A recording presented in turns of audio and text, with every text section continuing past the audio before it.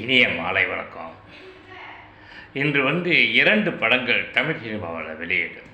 ஒன்று தலைவன் தலைவி, இன்னொன்று மாரீசன் 2.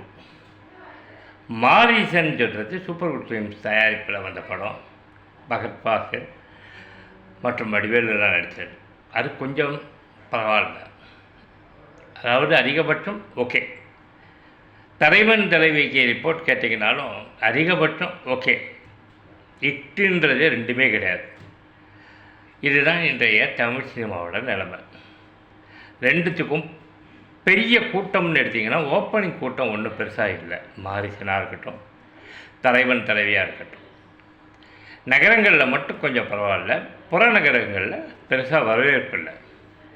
இனிமேல் இந்த டாக்கு போய் இந்த டாக்கு ஓகே பரவாயில்ல தானே இருக்குது, ஹிட்டுன்னு இல்லையே. டூரிஸ்ட் ஃபேமிலி போலவோ ஒரு குடும்பஸ்தன் போலவோ ஒரு நல்ல பேர் வரணும்ல. படம் நல்லா இருக்குது சார், ரொம்ப நல்லா இருக்குது சார், எனக்கு போர் அடிக்குது சார் அப்படிங்கிற ரிப்போர்ட் யாரும் சொல்ல மாட்டேங்கிறாங்க.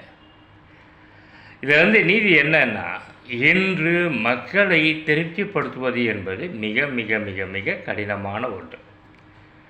அந்த கடினத்தை தாண்டி என்னை போன்ற போராளிகள், சினிமா போராளிகள், நாங்கள்லாம் ஒரு தயாரிப்பாளரை பிடித்து கேன்வாஸ் பண்ணி அதுக்கப்புறம் படையெடுத்து அது தியேட்டருக்கு கொண்டு வந்தாலே இந்த பெரிய சாதனை நாங்களாம். அதுக்கப்புறம் அது ஓடலை அதெல்லாம். இன்று ஒரு ஆஃபீஸ் போட்டு நான் ஒரு பூஜை போட்டனாலே அது ஒரு பெரிய ரெக்கார்டு, பெரிய அச்சீவ்மெண்ட். அதுக்கப்புறம் அந்த படத்தை எடுத்து ரிலீஸ் பண்ணால் அதை விட பெரிய அச்சீவ்மெண்ட். ஏன்னா ப்ரொடியூசர் இல்லை, எந்த ப்ரொடியூசரும் சின்ன படம் எடுக்க தயார் இல்லை.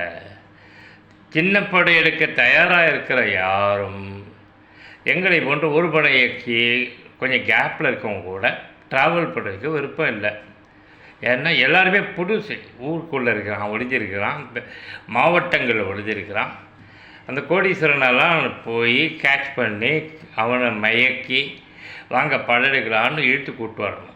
எங்களுக்கோ பொய் பேச வராது, நிஜம் பேச வரும். இந்த வயசில் போயிட்டுனா பொய் பேசுவேன், அள்ளிடலாம், அப்படியே பிடுங்கிடலாம் அப்படின்ட்டுலாம் பொய் பேச முடியாதுல்ல, உண்மையை தானே பேசுவோம். இளைஞர்கள் அப்படி கிடையாதுல்ல, என்ன வேணால் அள்ளி விடுவாங்க. ஏன்னா அறியாமை மிகப்பெரிய பலம் அல்லவா. அறிஞ்சவனுக்கு பெரிய பிரச்சனையே அறிஞ்சது தானே.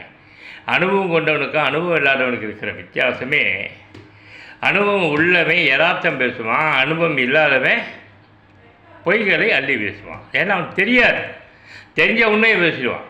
அதுதான் மேட்ரு. பார்ப்போம் என்ன நடக்கிறது.